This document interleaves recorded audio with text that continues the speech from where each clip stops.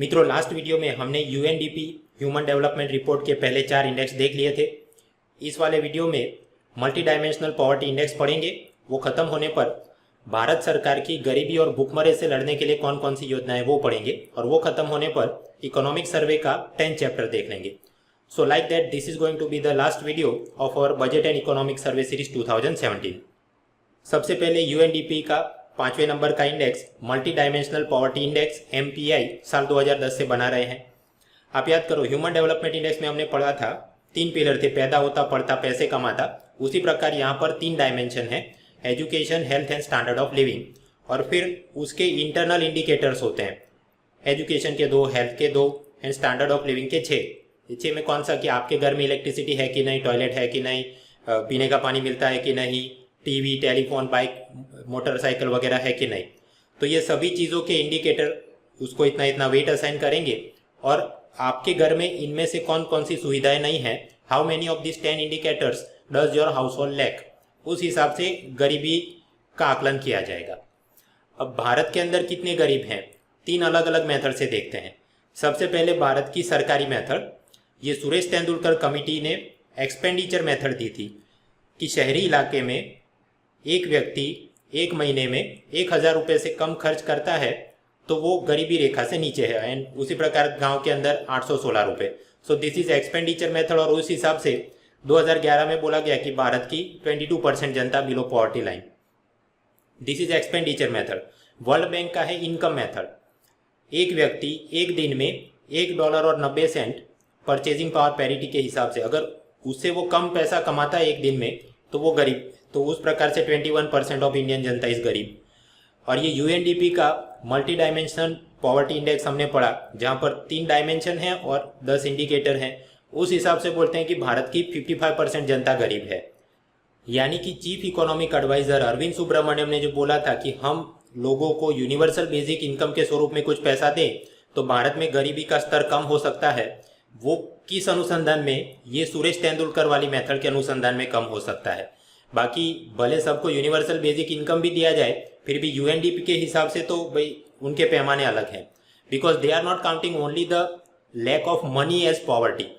Social justice, gender justice, good governance का अभाव हो तो भी आपके ये 10 इंडिकेटर खराब ही दिखेंगे।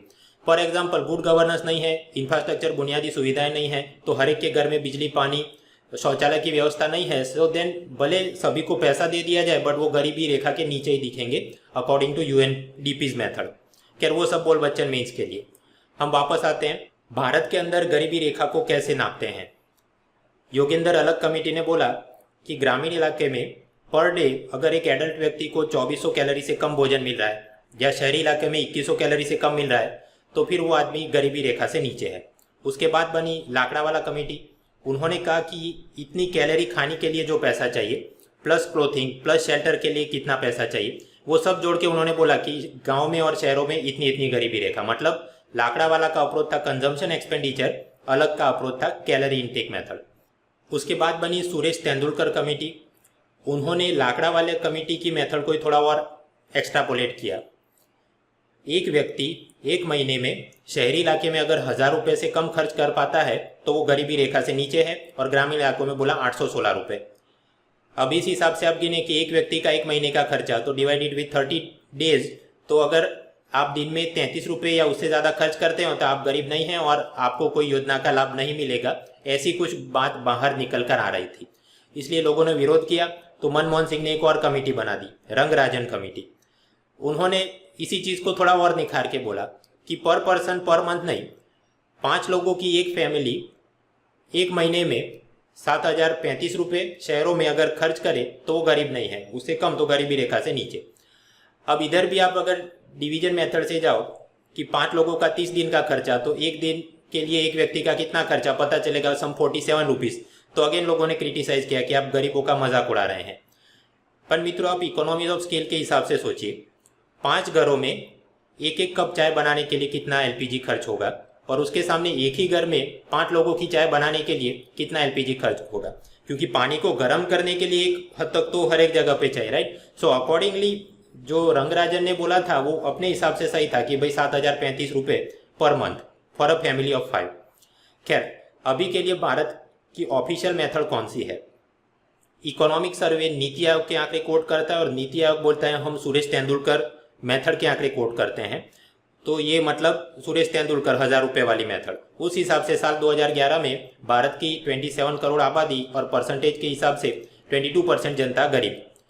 और इधर भी देखो नीति आयोग की स्पेलिंग इवन इकोनॉमिक सर्वे में भी गलत देते हैं। खैर मित्रों, अब तक हमने पॉवर्टी एस्टिमेशन की भारत की जो जो सिस्टम समझी, उन सब में दो बातें थी कि अगर आप एक दिन में या एक महीने में इतने पैसे खर्च करते हो या इतना खाना खाते हो तो आप गरीब नहीं हो, आपको सरकारी योजना का लाभ नहीं मिलेगा। अगर आप उससे नीचे हो तो आप गरीबी रेखा से नीचे हो, आपको सरकारी योजना का लाभ मिलेगा।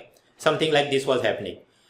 लास्ट में जो बनी सी रंगराजन कमेटी, उन्होंने इसका विरोध किया कि भाई ये consumption based cut off system आपने बोल दी, तो अगर कोई व्यक्ति को मतलब गांव में एक दिन में 2399 कैलोरी मिलती है तो वो गरीब है, और अगर 2400 मिलती है तो गरीब नहीं है, तो उसको स्कीम का लाभ नहीं देंगे। ये कुछ पूरी बात जम नहीं रही है।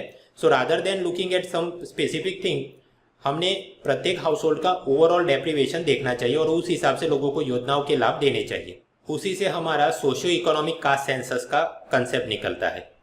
शोले मूवी में ये असरानी क्या बोल रहे हैं, आधे इधर जाओ आधे उधर जाओ बाकी मेरे साथ आओ। दबंग मूवी में सलमान खान क्या बोल रहे हैं, मोटे वाले इस तरफ पतले वाले इस तरफ और जो फिट है मेरे साथ आओ। सोशियो इकोनॉमिक कास्ट सेंसस में भी यही बोला गया, आधे इधर जाओ। मतलब खाते पीते घर के लोग जिनको ऑटोमेटिकली एक्सक्लूड कर दिया जाए, उनको योजनाओं का लाभ ना दिया जाए। जैसे कि कोई व्यक्ति अगर केंद्र सरकार के direct tax, income tax, corporation tax वगैरह भरता है, राज्य सरकार के डायरेक्ट टैक्स मतलब प्रोफेशनल टैक्स वगैरह भरता है, जिसके पास सिंचाई की ज़मीन है, हाउस है, फ्रिज है, व्हीकल, लैंडलाइन है, वो महीने में 10,000 रुपये से ज़्यादा कमाता है, सरकारी नौकरी है, ऐसे सभी खाते पीते घर के लोग they are automatically excluded. Socio economic caste census 2011 के हिसाब से गांव के अंदर 40% households are like this. अब जो बाकी बचे उनमें से आधे इधर जाओ, मतलब ऑटोमेटिकली इंक्लूडेड। आप ये राइट वाला फोकस करिए। ऑटोमेटिकली इंक्लूडेड में ऐसे आएंगे जिनके पास अपना मकान ही नहीं है, डेस्टिट्यूट्स living on arms, manual scavenger, primitive tribal groups, legally release bonded labourers. ये लोगों को सभी सरकारी योजनाओं में ऑटोमेटिकली इंक्लूड कर दिया जाए। मतलब खाते पीते लोग ऑटोमेटिकली एक्सक्लूडेड, एकदम गरीब लोग ऑटोमेटिकली इंक्लूडेड, और बाकी बीच के लोग मेरे साथ आओ। मतलब ये जो बीच वाला जो पिलर है, ये बहनों को आप क्या बोलोगे, सुखी हैं या गरीब हैं। एक 7 पॉइंट डेप्रीवेशन इंडिकेटर बनाया गया कि इन लोगों को पूछा जाएगा आपके मकान का नेचर क्या है, पक्का है कि कच्चा मकान में रहते हो, घर में एडल्ट मेंबर्स कितने हैं, उसमें से काम में कितने जाते हैं, कितने लोगों ने पढ़ाई की है, घर का मुखिया कौन है, महिला है कि पुरुष है, क्या सभी लोग विकलांग है, क्या SC ST हाउस होल्ड है, क्या लैंडलेस लेबरर हो। ये 7 इंडिकेटर के हिसाब से रैंकिंग किया जाएगा और फिर जो भी सरकारी योजना बनेगी सबसे पहला लाभ दिया जाएगा ऑटोमेटिकली इंक्लूडेड लोगों को, ठीक है। उसके बाद ये बीच वाले जो लोग, वहाँ पर जो सबसे ज़्यादा डिप्राइव्ड है, मतलब जिसके 7 में से 7 नंबर आ गए, उनको पहले लाभ देंगे। फिर जो कम डिप्राइव है, मान लीजिए 3 नंबर या 2 नंबर, उनको बाद में देंगे एंड सो ऑन। और ये ऑटोमेटिकली एक्सक्लूडेड खाते पीते लोगों को तो कोई योजना का लाभ नहीं देंगे। ऐसी सिस्टम क्या भारत में लागू हुई है? हाँ, नेशनल फूड सिक्योरिटी एक्ट में बोला गया है कि इस प्रकार से एंटाइटलमेंट्स देने होंगे। इंदिरा आवास योजना में तो ग्राम सभा तय करती थी कि किसको मकान के लिए पैसा देना है, लेकिन उसको बदल के जो मोदी लेकर आए प्रधानमंत्री आवास योजना देश ग्रामीण, वहाँ पर हाउसिंग अलॉटमेंट, उसके लिए जो पैसा देना है, they are using socio economic caste census. उस हिसाब से अगले 3 सालों के लिए बेनिफिशियरीज का एक लिस्ट बना दिया गया है। प्रधानमंत्री उज्ज्वला योजना में भी इसका यूज होता है। उज्ज्वला योजना मतलब याद करो, वो BPL महिला के नाम पे LPG कनेक्शन देना है। और फिर अप्रैल 2017 में बात निकल के आई कि आगे चल के रूरल डेवलपमेंट मिनिस्ट्री का याद करो, वो national social assistance programme, BPL old age pension, widow pension, विकलांगों पेंशन वगैरह वगैरह, वो चीज़ में भी इसको यूज़ करेंगे। नेशनल रूरल लाइवलीहुड मिशन, वहाँ पर ये गरीब लोगों का सेल्फ हेल्प ग्रुप बनाते हैं, उनको तालीम देते हैं, बैंकों से लोन दिलवाते हैं वगैरह, वहाँ पर भी ये मेथड यूज़ करेंगे। क्या मनरेगा में ये मेथड यूज़ कर सकते हैं? जवाब है ना, क्योंकि मनरेगा एक्ट में क्या लिखा है, प्रत्येक रूरल हाउस होल्ड को 100 दिनों का अनस्किल्ड लेबर दिया जाएगा, ऐसी गारंटी दी गई है। तो अगर आप वहाँ पर ऐसी automatically included and excluded system लाना चाहते हैं तो कानून में सुधार करना पड़ेगा।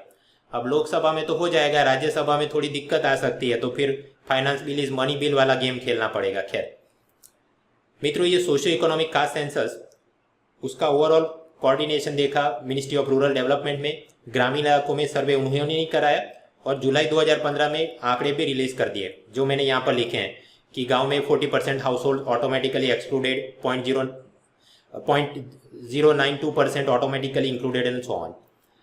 शहरी इलाकों में सर्वे किया ministry of housing and urban poverty alleviation, लेकिन उसके आंकड़े अभी ये वेबसाइट पे तो रिलीज नहीं हुए हैं। और जो कास्ट सेंसस वाला कंपोनेंट था उसका काम देखा होम मिनिस्ट्री के नीचे registrar general and census commissioner ने, बट ये आंकड़े सरकार रिलीज कर नहीं रही है। सोचिए क्यों? अगर हर एक कास्ट का क्या सोशियो इकोनॉमिक स्टेटस आज की तारीख में है, किसके पास टीवी फ्रिज कितना है, वो पता चल गया तो फिर नए आंदोलन शुरू हो सकते हैं कि ये वाली कास्ट को रिजर्वेशन देना चाहिए, इनको रिजर्वेशन लिस्ट से निकाल देना चाहिए and so on. So it is a political hot potato, तो कोई रिलीज नहीं करेगा। खैर मित्रों, हमने विश्व में और भारत में पॉवर्टी एस्टिमेशन मेथड समझ ली।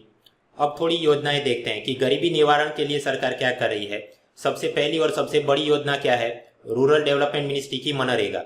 साल 2005 में इसका कानून बनाया गया, national rural employment guarantee act. फिर साल 2009 में इसमें सुधार किया। क्या सुधार? बस ये कानून के नाम में एम ऐड कर दिया गया, महात्मा गांधी नरेगा, तो फिर मग नरेगा होना चाहिए। खैर, ये कानून के अंतर्गत गारंटी क्या दी गई है? प्रत्येक रूरल हाउस होल्ड को बोला गया है कि 100 दिनों का अनस्किल्ड मैनुअल लेबर आपको मिलेगा, इतनी रोजगार की guarantee. Funding pattern, MNREGA is a core of the core scheme, मतलब यूपीए सरकार के अंदर जो फंडिंग पैटर्न चलता था वही मोदी सरकार में चलेगा। यानी अनस्किल्ड लेबरर को जो वेजेस देने हैं उसका 100% खर्चा केंद्र सरकार उठाएगी, मटेरियल का 75% खर्चा एंड एडमिनिस्ट्रेटिव कॉस्ट का 6% खर्चा केंद्र सरकार उठाएगी, बाकी राज्यों ने फिल करना है। और नए बजट में ये योजना के लिए 48,000 करोड़ हैव बीन गिवन। मित्रों, प्रत्येक योजना के आंकड़े याद नहीं रखने, बट ये मोटी वाली योजना है तो याद करना, 48,000 करोड़ हैव बीन गिवन। ये मनरेगा में कुछ ई गवर्नेंस जैसा है कि नहीं? हाँ, एक नरेगा सॉफ्ट है, डायरेक्ट बेनिफिट ट्रांसफर सिस्टम, मतलब सीधा बैंक अकाउंट में पैसा जमा हो जाएगा। 2017 बजट में बोला कि मनरेगा द्वारा जो भी खड्डा खोदा या तालाब बनाया गया उन सभी एसेट्स का जियो टैगिंग किया जाएगा। मतलब फिर कुछ ऐसा दिख सकता है कि वो जो भी खड्डा खोदा है या कच्चा रोड बनाया है या तालाब लगाया है उसका फोटोग्राफ, जीपीएस कोऑर्डिनेट, ताकि पूरी ट्रांसपेरेंसी, अकाउंटेबिलिटी बन सके, करप्शन लीकेजेस को रोका जा सके। इसके अलावा गरीबी निवारण के लिए और कौन सी योजनाएं हैं? शुरुआत के ज़माने में एक इंटीग्रेटेड रूरल डेवलपमेंट प्लान या प्रोजेक्ट ऐसा कुछ था। 1999 में उसको कर दिया स्वर्ण जयंती ग्राम स्वरोजगार योजना। 2010 में नाम बदल के किया national rural livelihood mission dash आजीविका, और बोला गया कि 25 दिसंबर को अंत्योदय दिवस के स्वरूप में मनाएंगे। लेकिन फिर मोदी ने कहा नहीं, वो तो वाजपेयी का बर्थडे है तो उसे गुड गवर्नेंस डे के स्वरूप में मनाएंगे। आगे चल के ये national rural livelihood mission and urban livelihood mission, इन दोनों को नीचे रख के ऊपर एक अम्ब्रेला नेशनल लाइवलीहुड मिशन बनाया गया जिसको नाम दिया गया आजीविका। And that is a core scheme. मैंने आपको आगे पढ़ाया था कि कोर स्कीम है, नीचे अर्बन वाला कंपोनेंट तो ministry of housing and urban poverty alleviation and rural वाला रूरल डेवलपमेंट मिनिस्ट्री देखेगा। उधर दोनों की अलग अलग स्किल डेवलपमेंट योजना वो भी हम लोग पढ़ चुके हैं। मैंने आपको बताया था कि नेशनल रूरल लाइवलीहुड मिशन के अंदर एक दीनदयाल अंत्योदय योजना है, मतलब गांव के लोगों को जमा करके उनका सेल्फ हेल्प ग्रुप बनाएंगे, उनको स्किल देंगे, बैंकों से कर्जा दिलवाएंगे वगैरह वगैरह। दैट वाज दीनदयाल अंत्योदय योजना। नए बजट में बोला गया कि हम एक मिशन अंत्योदय लॉन्च करेंगे जिसके अंतर्गत 2019 तक भारत के अंदर 50,000 ग्राम पंचायतों को गरीबी मुक्त कर दिया जाएगा। 2019 क्यों?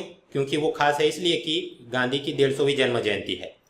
जेटली ने बजट में ये भी बोला कि हर साल हम लोग 3 लाख करोड़ से ज़्यादा रुपया ये ग्रामीण इलाकों में देते हैं, तो फिर गरीबी जल्दी जल्दी कम क्यों नहीं हो रही है?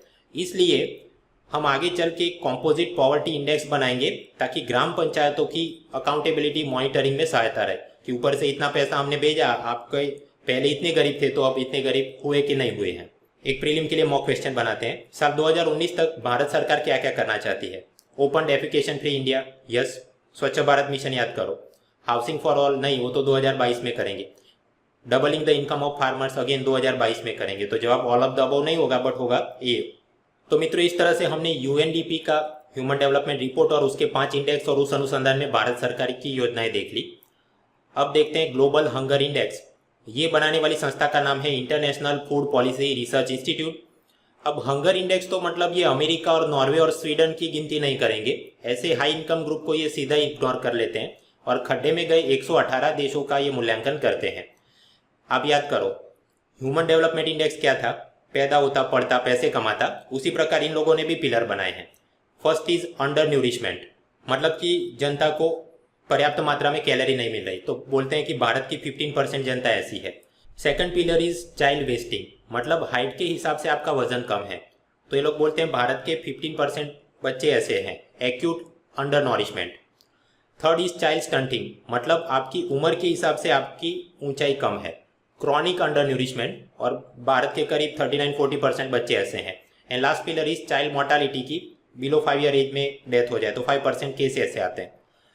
अब दोस्तों 2016 की प्रीलिम में सीधा ही पूछ लिया था कि IFPRI संस्था जो ग्लोबल हंगर इंडेक्स रिपोर्ट बनाती है, वहां पर कौन कौन से इंडिकेटर्स हैं? Undernourishment, child stunting, child mortality. The answer is all of the above, मतलब 1, 2 एंड 3। 2016 में भी रिपोर्ट निकाला, उसका थीम था getting to zero hunger by the year 2030। यहाँ पर आप पाएंगे कि चाइना, ब्राजील वगैरह देशों को ये इंडिकेटर्स में 10 से कम मार्क मिले, मतलब बेस्ट कंट्रीज, तो उनको ये प्लॉट नहीं करते। बाकी सभी देशों में आप देखिए, नेपाल आ गया, बांग्लादेश वो हमसे आगे हैं, फिर भारत कुल मिला के 118 कंट्री में अपना 97th रैंक है, और पाकिस्तान वाले हमसे पीछे हैं। और सबसे अंत में कौन है? 118 नंबर का कंट्री है सेंट्रल अफ्रीकन रिपब्लिक, जो ह्यूमन डेवलपमेंट में, हैप्पीनेस इंडेक्स में सभी जगह it was the most pathetic country. तो अब तो भाई नक्शे में देखना पड़ेगा कि ये किधर है। ये अफ्रीका के नक्शे में एकदम बीच में जो लैंड लॉक कंट्री है, that is central African Republic. उसकी कैपिटल है बांगवाई और करेंसी है सेंट्रल अफ्रीकन फ्रैंक। अब उससे थोड़ा आप ऊपर जाइए तो दूसरा एक लैंड लॉक कंट्री है नाइजर। 2015 के ह्यूमन डेवलपमेंट इंडेक्स में it was the most pathetic country. उससे थोड़ा आप ऊपर जाइए मोरक्को, और उसके माराकेश शहर में हुई थी UNFCCC summit in the year 2016। फिर थोड़ा नीचे आइए केन्या, तो वहाँ UNEP का हेडक्वार्टर है, और किसका कैसीनो है मैंने आपको आगे पढ़ा दिया था। मित्रों, केन्या से थोड़ा वेस्टर्न साइड में आप ब्लू कलर वाली चीज देखिए, रवांडा, उसका शहर किगाली। तो मॉन्ट्रियल प्रोटोकॉल वाली सभी देश वहां पर जमा हुए थे साल 2016 में। भारत में कुछ हुआ थे कि नहीं? हाँ, 2016 की ब्रिक्स समिट गोवा के बेनालिम में, और 2017 की प्रवासी भारतीय दिवस समिट कर्नाटक के बेंगलुरु में। और भारत से थोड़ा नीचे जाइए तो एक मॉरिशस है, जिसको टैक्स चोरों का स्वर्ग भी बोला जाता है। खैर, हमने हंगर इंडेक्स देख लिया, तो भारत में भुखमरी से लड़ने के लिए कोई प्रावधान है कि नहीं? हाँ, नेशनल फूड सिक्योरिटी एक्ट 2013, इसके सिद्धांत कुछ इस तरह से हैं। केंद्र सरकार किसानों से ये food corporation of India, FCI वगैरह द्वारा फूड प्रोक्योरमेंट करेगी, उसको स्टोर करेगी और राज्यों को देगी। राज्य सरकार बेनिफिशियरी सिलेक्ट करेंगे using this socio economic caste census, और फिर उनको सस्ते दाम में अनाज बेचा जाएगा। भारत के सभी 32 state and union territories have implemented it by 2016। Gujarat ने भी अप्रैल महीने में लागू कर दिया। इधर प्रावधान कुछ इस तरह से है कि केंद्र सरकार या तो अनाज देगी या फिर अलाउंस के रूप में पैसा देगी, और उसी प्रकार राज्य सरकार नीचे वो या तो सीरियल देगी या अलाउंस देगी। तो वैसे तो सभी राज्य और केंद्र शासित प्रदेश ऊपर से अनाज ही नीचे सस्ते में बेचने वाले हैं, लेकिन 2 एक्सेप्शन है। चंडीगढ़ और पुडुचेरी ने बोला कि हम लोग अनाज सस्ते में नहीं देंगे, रादर की सीधा ही उनको पैसा दे देंगे, डायरेक्ट बेनिफिट ट्रांसफर, कि ये 2 रुपये में गेहूं हम आपको नहीं देंगे, ये सीधा लो 20 रुपये और बाजार से जाके खरीद लेना, लाइक दैट। ये सोशियो इकोनॉमिक कास्ट सेंसस की मदद से आइडेंटिफिकेशन कुछ इस तरह से किया जाएगा कि ग्रामीण इलाकों की 75% जनता, शहरी इलाकों की 50% जनता कवर हो जाए, और उस प्रकार से पूरे भारत की 67% जनता कवर हो जाए। नरेंद्र मोदी ने एक शांता कुमार पैनल बनाई थी for this food subsidy issue. Shanta Kumar ने बोला कि ये 67% आबादी को कवर करना वो कांग्रेस सरकार ने एक्ट में इसलिए लिखवाया था कि उनको तो वोट बटोरने थे, बाकी अपने पास इतना अनाज या इतना सस्ते में दे सके उतनी अपनी फिजिकल कैपेसिटी है ही नहीं। So rather than 67% we should only target for the एकदम गरीब जो 40% लोग हो। वरना तो ये WTO के अंदर भी वो peace clause and food subsidy वाला मसला, वहां पर हमको ये सारी चीज परेशान कर सकती है। खैर, मुख्य परीक्षा में वो बोल बच्चन ज्यादा देखेंगे। मित्रों, ये नेशनल फूड सिक्योरिटी एक्ट के अंतर्गत सस्ते में गरीबों को अनाज देना है। तो कितना सस्ते में? चावल 3 रुपये पर किलो, वीट 2 रुपये पर किलो, कोर्स ग्रेन मतलब जवार, बाजरी वगैरह 1 रुपये पर किलो। क्या सभी लोगों को ये मिल जाएगा? नहीं, कोटा फिक्स है। अंत्योदय अन्य फैमिली होगी तो प्रत्येक फैमिली को प्रत्येक महीने 35 किलो अनाज, फिर वो 35 किलो सीधा चावल ले या फिर मिक्स में थोड़ा ये ले, उनकी मर्जी की बात है। फिर ये जो बीच वाले थे प्रायोरिटी हाउस होल्ड, उनके लिए क्या पर पर्सन पर मंथ 5 किलो अनाज मिलेगा। प्रेग्नेंट एंड लैक्टेटिंग मदर्स को 6,000 रुपये दिए जाएंगे, तो उसके लिए प्रधानमंत्री मातृत्व सहयोग योजना मैं आपको आगे पढ़ा चुका हूँ। और बच्चों को 14 साल की उम्र तक मील्स एंड रेशन वगैरह वगैरह। तो मित्रों, इस तरह से अपना यूएनडीपी का ह्यूमन डेवलपमेंट रिपोर्ट, फिर ये ग्लोबल हंगर रिपोर्ट हमने देख लिया। आपने सेल्फ स्टडी में देखना है millennium development goals and sustainable development goals, वो क्या चीज़ है, ये वाले वीडियो में लास्ट की 10 मिनट से देखना है। बाकी आगे का तो जो भी था मैंने अपडेट के साथ आपको अभी तक पढ़ा दिया है। अब हम लोग पढ़ेंगे इकोनॉमिक सर्वे का 10th चैप्टर, लेकिन उसकी प्री रिक्विजिट है कि आपको ये इंडिया का पॉपुलेशन के ग्रोथ के अलग अलग stage, theory of demographic transition, वो सब चीज़ें पता हो। तो ये वाले लिंक में आप सेंसस के साथ वो सारी चीज़ सेल्फ स्टडी में देख लेना। Now we will see this 10th chapter of economic survey, income, health and fertility convergence puzzles. From 50s to 80s Bharat का एनुअल इकोनॉमिक ग्रोथ रेट 3.5% के आसपास रहता था। इसलिए एक प्रोफेसर राजकृष्ण ने कहा ये हिंदू ग्रोथ रेट है, इससे आगे बढ़ नहीं सकता।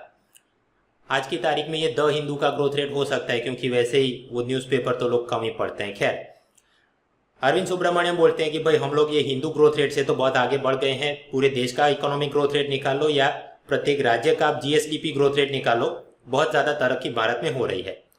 अब इस अनुसंधान में अरविंद सुब्रमण्यम बात करते हैं कन्वर्जेंस थियरी की, अर्थात आपका राज्य शुरुआत में जितना पिछड़ा था तो आज की तारीख में उतना वो जल्दी ग्रो कर जाएगा।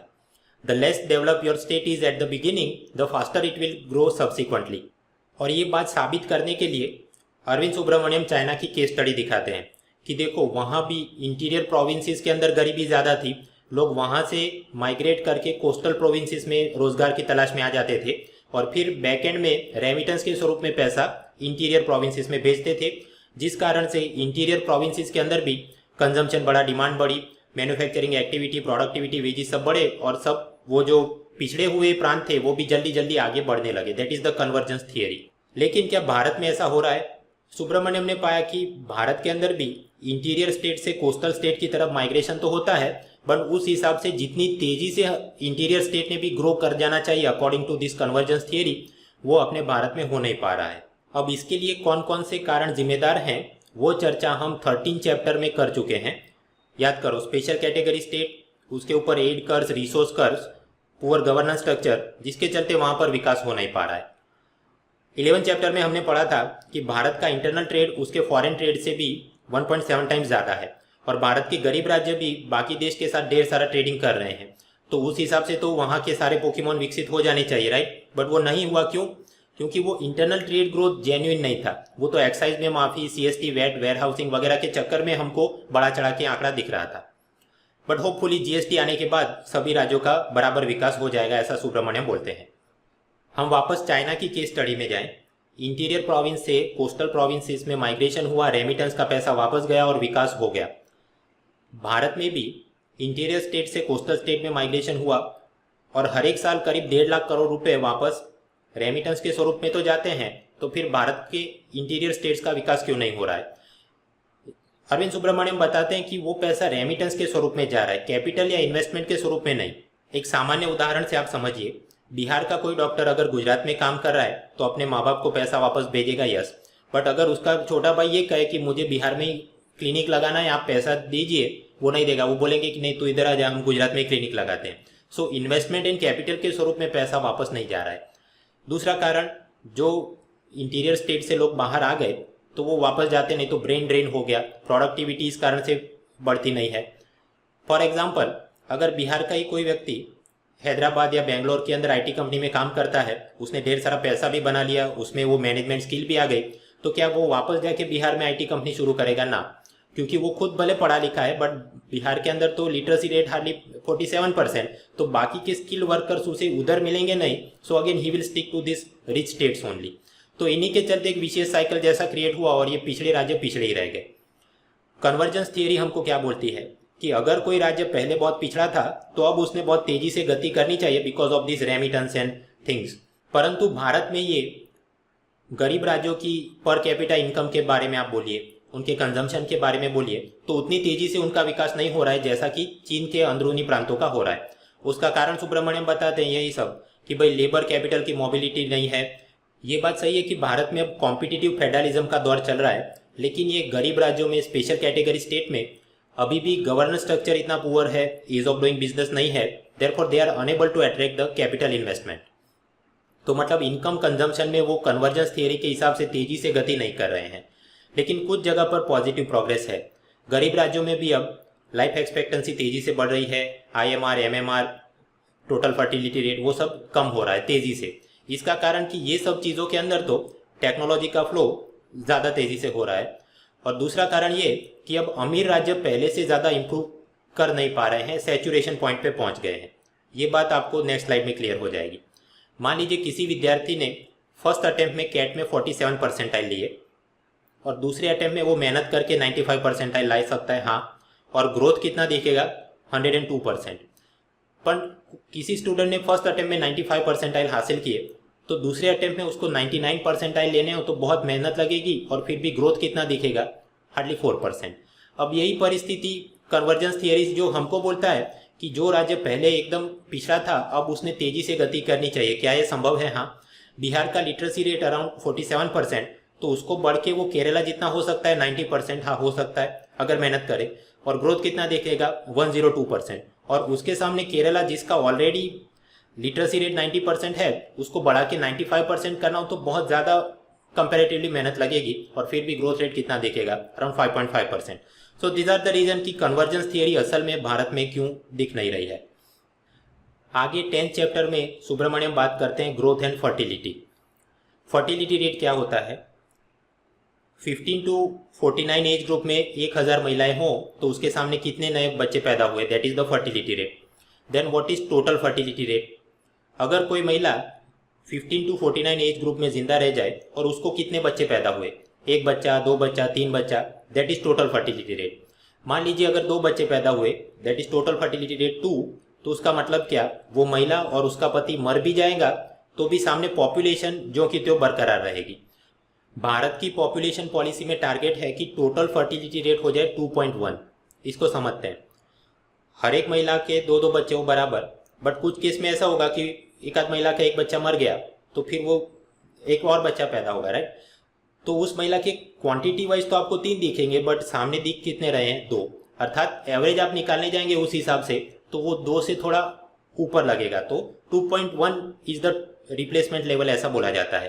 That 0.1 is meant to compensate the risk of unforeseen accident and death. उसके चलते कुछ महिलाओं को 2 से ज़्यादा बच्चा वो पैदा करेगी। खैर अभी के लिए भारत का टोटल फर्टिलिटी रेट अराउंड 2.4 और केरला जैसे कोस्टल स्टेट में तो धीरे धीरे वो 2 से कम आ रहा है। इसका इम्प्लीकेशन क्या है? अरविंद सुब्रमण्यम ग्राफ से दिखाते हैं कि चाइना में तो ये साल 2000 से ही धीरे धीरे उनका टोटल फर्टिलिटी रेट 2 से कम होने लगा। मतलब जो महिला और उसका पति मर जाएगा तो सामने वो एक ही बच्चा छोड़ के गए, तो उस हिसाब से जवान लोग कम दिखेंगे और बूढ़े लोग अब ज़्यादा दिखेंगे। जैसे जैसे आबादी बूढ़ी होती जाएगी तो वेज स्ट्रक्चर महंगे होते जाएंगे। एक सामान्य उदाहरण, 15 साल का कोई नौजवान साइकिल पंचर 15 रुपये में कर देगा, लेकिन अगर 30 साल का व्यक्ति होगा तो वो बोलेगा नहीं मुझे 30 रुपये मिलने चाहिए। वाई? क्योंकि मेरे इतने सालों का अनुभव है और बैकएंड में मुझे बीवी और बच्चों की जिम्मेदारी है तो इतना पैसा चाहिए। So like that wages are rising और चाइना का मतलब दबदबा कम होगा। तो ये भारत के लिए अपॉर्चुनिटी है। लेकिन सुब्रमण्यम कहते हैं कि पूरे भारत के लिए अपॉर्चुनिटी नहीं है, क्योंकि कोस्टल स्टेट के अंदर तो ऑलरेडी टोटल फर्टिलिटी रेट 2 से कम होने लगा है, तो उनकी तो पॉपुलेशन अब मतलब बूढ़े लोग ज़्यादा दिखेंगे। हाँ, हिंटरलैंड मतलब ये यूपी, बिहार और अंदरूनी राज्य, वहाँ TFR 2 से ज़्यादा है तो वहाँ नौजवान लोग रहेंगे और भविष्य में उनको मोबिलाइज करके कोस्टल स्टेट में लाना पड़ेगा। यही बोल बच्चन थोड़े और ग्राफ से वो समझाते हैं। अगर आप डेमोग्राफिक डिविडेंड की व्याख्या कुछ इस तरह से करें कि आपके देश में वर्किंग एज पॉपुलेशन कितनी है, divide it with the non working age population, मतलब बच्चे लोग और बूढ़े लोग।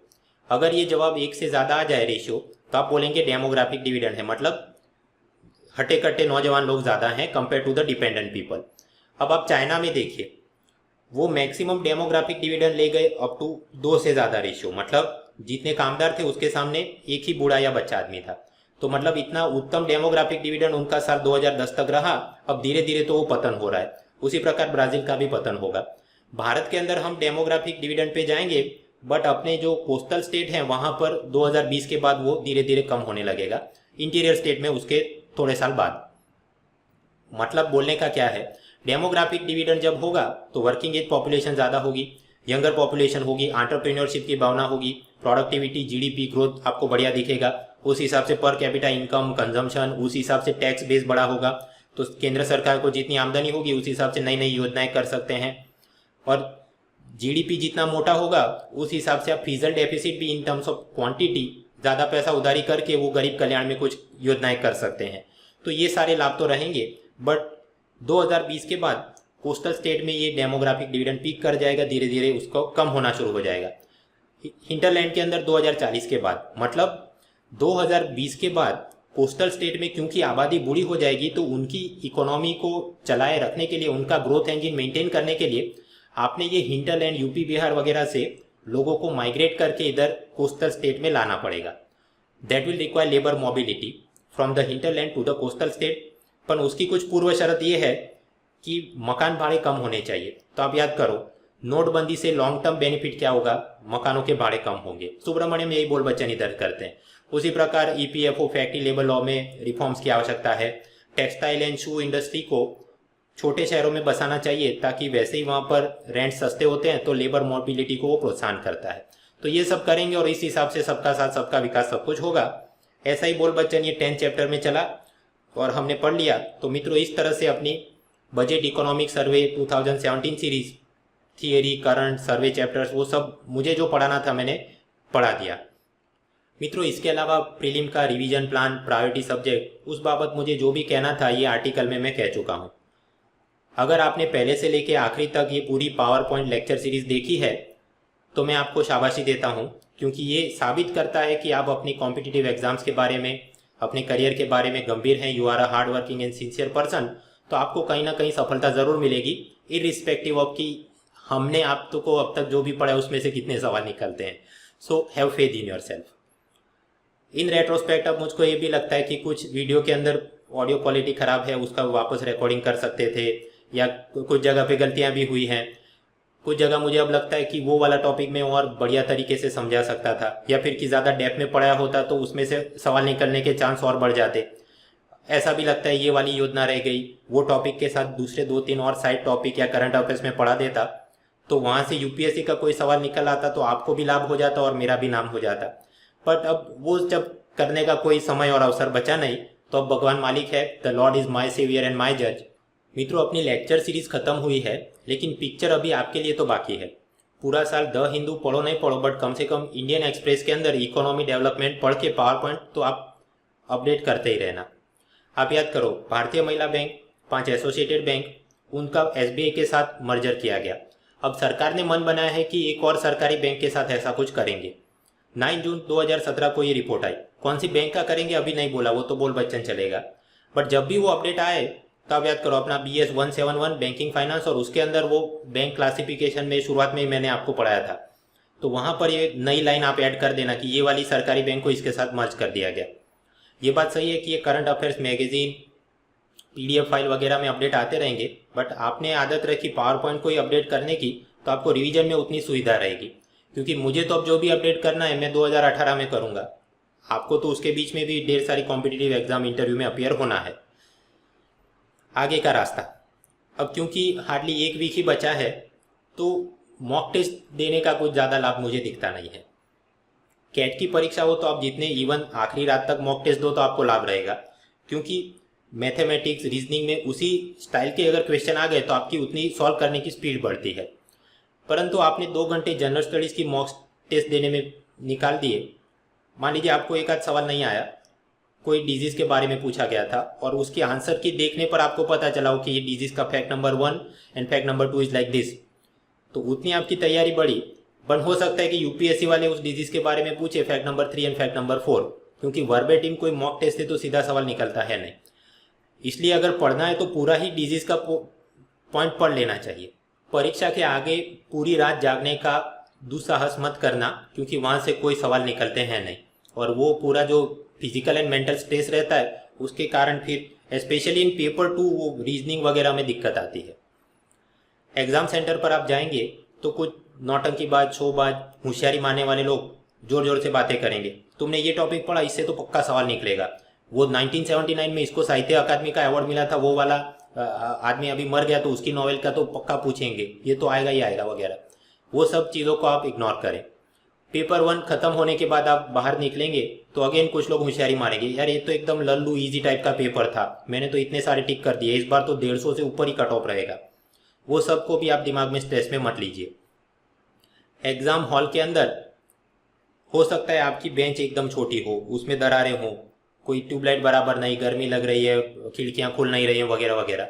अब ये सारे झगड़े सुपरवाइजर से करने का कोई मतलब है नहीं, क्योंकि सुपरवाइजर के साथ, स्टाफ के साथ झगड़ा करके आप अपना ही समय एंड मेंटल पीस खराब करेंगे, वो लोग तो कुछ दवाई करेंगे नहीं। और बेफिजूल में जो झगड़े से आपका स्ट्रेस बढ़ गया तो फिर पेपर 1 और पेपर 2 में जब जवाब टिक करने में कहीं ना कहीं गड़बड़ होती रहेगी।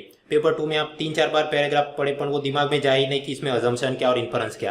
या पेपर 1 में पूछा गया है फाइंड इनकरेक्ट स्टेटमेंट, आपने डिकोड तो किया बट असल में जो करेक्ट स्टेटमेंट वाला ऑप्शन था वही गलती से OMR में टिक कर दिया। तो ये सब से आप बचिए, इसलिए मैंने बोला कि ये शोबाज, नौटंकीबाज, सुपरवाइजर, इन सब से उनको आप दरकिनार करिए। मित्रों, आपने बचपन से लेके अपनी जवानी तक और पिछले 1 साल में जो भी पढ़ा होगा, सुना होगा, टीवी में देखा होगा, एक आध तो ऐसा कोई रैंडम यूनिक फैक्टोइड आपको पता होगा जो कि ज़्यादातर बाकी के एस्पायरेंट्स को पता ना हो। अब वहाँ से एक आध सवाल निकल के आता है, आप उसको सही टिक करके आते हो, तो फिर आप सोचते हो कि आपका पूरा पेपर बढ़िया गया।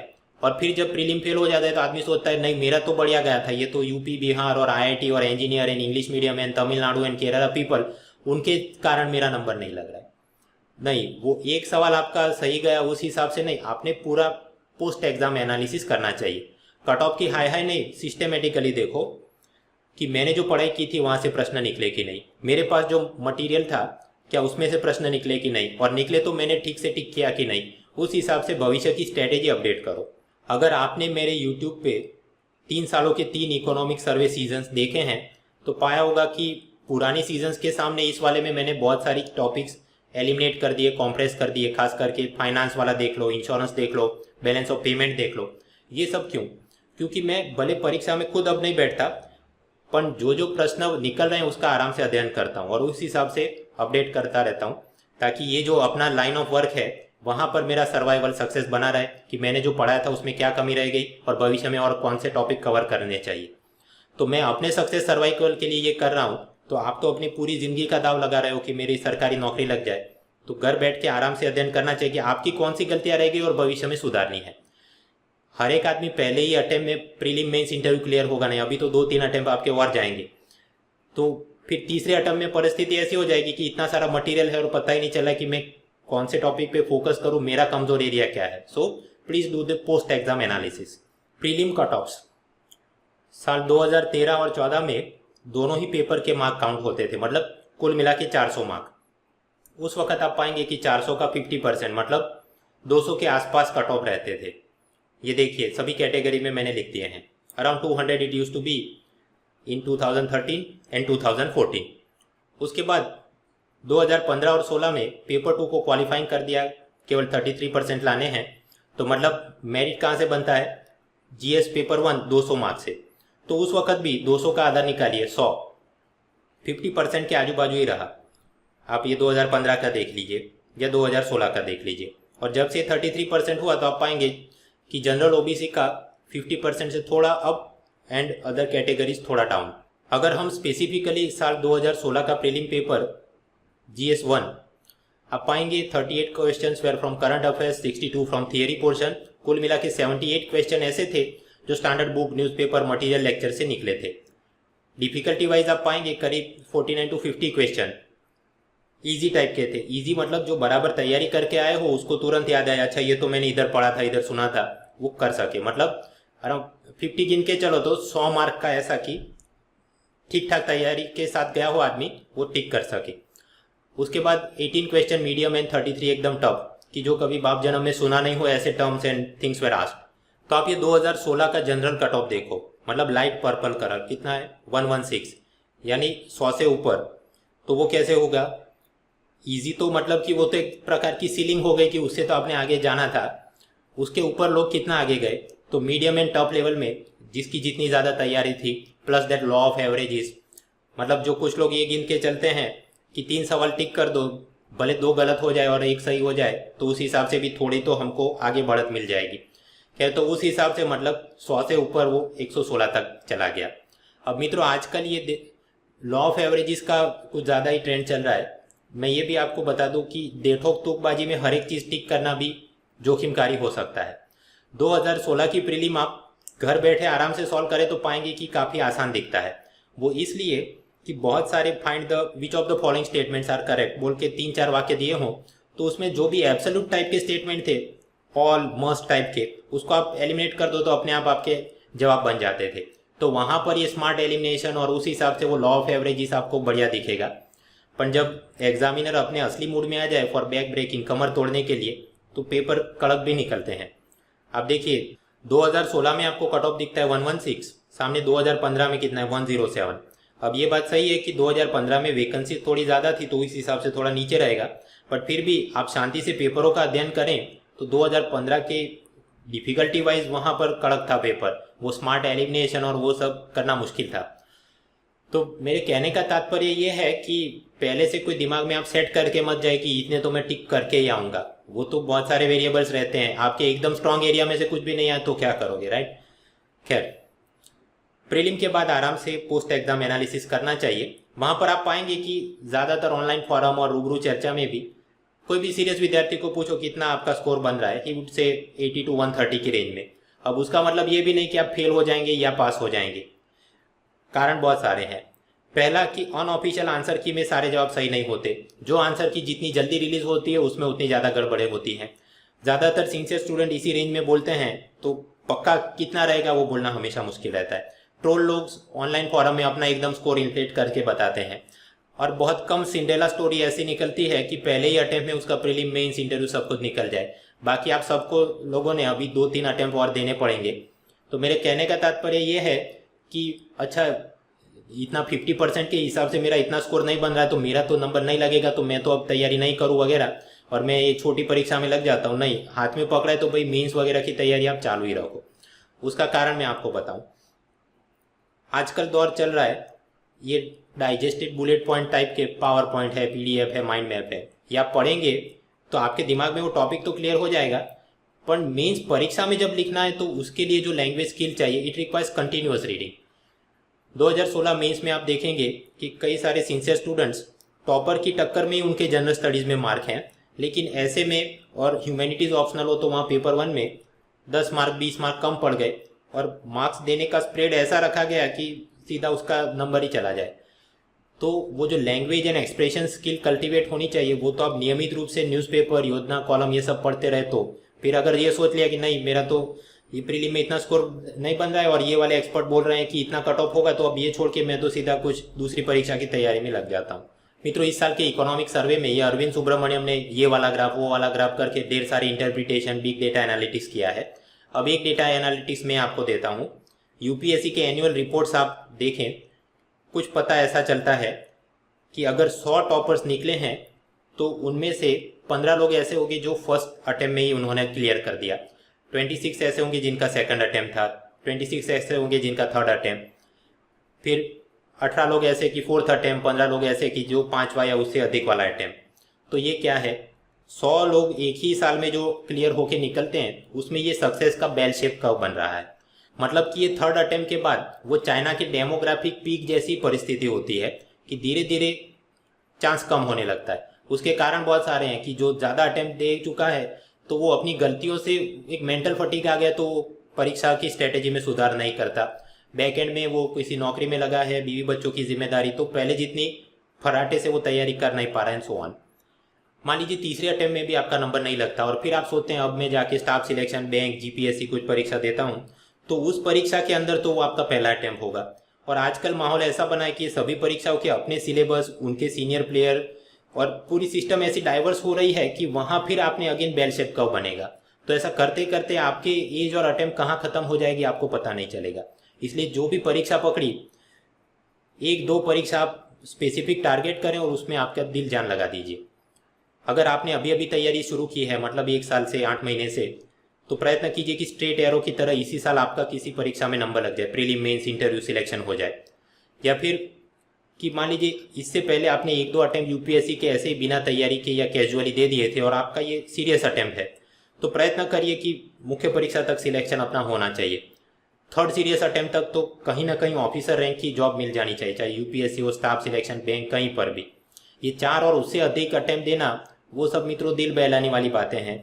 वहाँ पर सक्सेस कितना मिलेगा वो डिपेंड करता है कि फाइनेंशियल बैकअप कितना है, फैमिली सपोर्ट कितना है, आपकी खुद की मेंटल इमोशनल स्टेबिलिटी और अपनी गलतियों से सीख के आप कितना सुधर सकते हो वगैरह। So try to finish it as soon as you can. अगर आपको ये पूरे ग्राफ में चले गए फिर भी सफलता नहीं मिलती तो उसके 3 ही कारण हो सकते हैं। पहला कारण, आप जो तैयारी कर रहे हैं वो किसी गलत दिशा में हो रही है, या फिर कि आप आलसी हैं, किताब पकड़िए बट आपके दिमाग में कुछ और ही चल रहा है, डे ड्रीमर। या तीसरा कारण कि आप ये कॉम्पिटिटिव एग्जाम्स के लिए नहीं बने, आपने जिंदगी में कुछ और करे ऐसी भगवान की इच्छा है, किसी और क्षेत्र में आपको जाना चाहिए। कोई भी कोचिंग क्लास, ये स्टडी मटेरियल, ब्लॉग, चैनल, ये वो कोई भी लोग आपको मदद कहाँ पर कर सकते हैं? Only in the first. Miss directed preparation हो तो डायरेक्शन में ला सकते हैं, बाकी सारी लड़ाई आपने खुद लड़नी है। इस अनुसंधान में मैं ये भी बताऊं कि यूपीएससी में आप फेल हो गए और दूसरी कोई परीक्षा दे रहे हैं तो फिर एरोगेंस नहीं होना चाहिए कि मैं तो प्रीलिम बस 1 मार्क से मिस कर गया था और ये दूसरी परीक्षाओं में भी जीएस और एप्टीट्यूड ही है तो मैं तो ऐसे ही यही तैयारी करते रहूंगा और मेरा सिलेक्शन हो जाएगा। ना, आप इवन यूपीएससी की खुद की परीक्षाएं निकालो, चाहे वो सीएपीएफ हो या फिर स्टाफ सिलेक्शन देख लो, स्टेट पीसीएस देख लो, बैंक, आरबीआई, सबने अपने सिलेबस और एग्जाम पैटर्न ऐसी कर दी है कि आप पहले से ही उसका सिलेबस पढ़ो, डिफिकल्टी लेवल सीनियर प्लेयर से बात करो और उस हिसाब से स्ट्रैटेजी से बढ़ो तो ही सफलता मिलेगी। और सबसे ज़रूरी बात दोस्तों, 3-4 सालों तक घर पे बैठ के बस मैं तो कॉम्पिटिटिव एग्जाम की तैयारी कर रहा था, ऐसा नहीं होना चाहिए। आपके बायोडेटा में कुछ कंटिन्यूअस प्रोग्रेस दिखनी चाहिए। तो कुछ भी नहीं करना है तो कम से कम इग्नू, अम्बेडकर यूनिवर्सिटी, कहीं से कुछ डिस्टेंस मोड में पोस्ट ग्रेजुएशन, सर्टिफिकेशन, कुछ प्रवृत्ति आप करते रहिए। एकदम ब्लैंक बायोडेटा दे के आप फिर जब इंटरव्यू पैनल में जाएंगे, वो आपका एरोगेंस हो सकता है कि I am fully committed, it shows my full commitment कि मैं केवल इसकी तैयारी कर रहा था, बट वो इंटरव्यू पैनल वाले कुछ और ही सोच के चलते हैं। So therefore have some progress. वैसे बोलने के लिए, सलाह देने के लिए और भी ढेर सारी बातें हैं, बट फिर कभी। अब तो हम इस सीरीज को समाप्त करते हैं। मैं सभी सीरियस प्लेयर्स को इस साल होने वाली सभी कॉम्पिटिटिव एग्जाम के लिए शुभकामनाएं देता हूं। My best wishes, my thoughts, my prayers are with you कि कहीं ना कहीं तो आपका नंबर लग ही जाए।